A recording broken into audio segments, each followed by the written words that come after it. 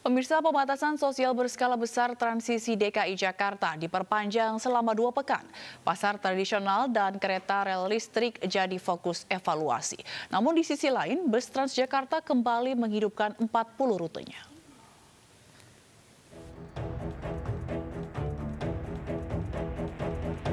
Gubernur DKI Jakarta Anies Baswedan memperpanjang pembatasan sosial berskala besar transisi selama 2 pekan pada 3 hingga 16 Juli 2020. PSBB transisi diperpanjang karena masih tingginya kasus baru COVID-19 dan rendahnya kedisiplinan publik. Selain itu, adanya penurunan nilai pada indikator pelonggaran pandemi di bidang fasilitas kesehatan dari 100 menjadi 83.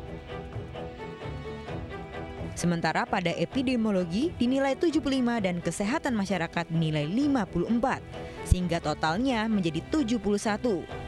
Angka reproduksinya pun masih 1, sama seperti PSBB lalu. PSBB transisi, yang itu artinya semua kegiatan berlangsung masih dengan kapasitas 50%, akan diteruskan 14 hari ke depan. Jadi PSBB di Jakarta diperpanjang selama 14 hari ke depan. Masih perlu ada peningkatan kedisiplinan masyarakat di dalam 3 aspek penting. 1 adalah penggunaan masker, 2 adalah mencuci tangan secara rutin, yang ketiga adalah menjaga jarak.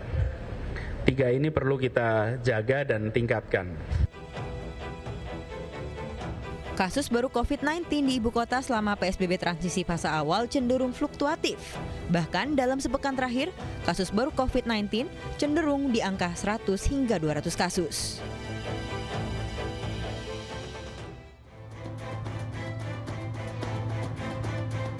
Ada 2 lokasi yang menjadi fokus evaluasi Pemprov DKI Jakarta dalam PSBB transisi fase 2, yakni pasar tradisional dan transportasi umum kereta rel listrik atau KRL.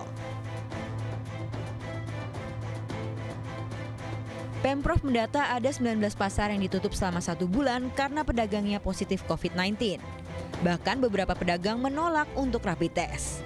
Kini dalam masa PSBB transisi fase 2 akan ada peningkatan pengawasan pada 300 pasar yang berada di ibu kota. Namun aturan pada fase kedua berubah, yakni jam operasional pasar menjadi normal dan sistem berdagang ganjil genap yang dihapus. Tetapi kapasitas pasar hanya 50% dan akan dikendalikan dengan bantuan TNI Polri. Sementara untuk transportasi umum KRL akan dilakukan pemantauan ketat untuk penumpang sehingga tidak melebihi 50% dari kapasitas. Keputusan ini diambil mengingat KRL menjadi transportasi umum yang digunakan tidak hanya warga ibu kota, tetapi daerah penyangga seperti Bekasi, Bogor, dan Tangerang. Rapid test di KRL pun masih gencar dilakukan.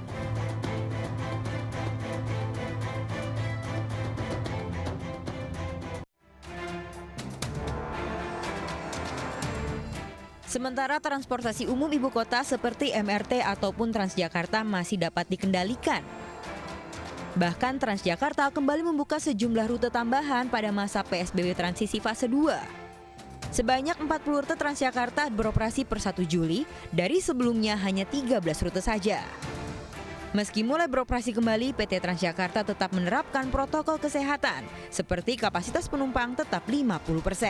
Rute yang akan ditambah jumlahnya 40, tapi belum semua dari 220 rute yang akan dibuka. Kami akan terus melakukan protokol pembersihan dan disinfektasi interior bus dan halte dari unit paling kecil kita, first mile, last mile, mikrotrans, sampai ke unit yang paling besar.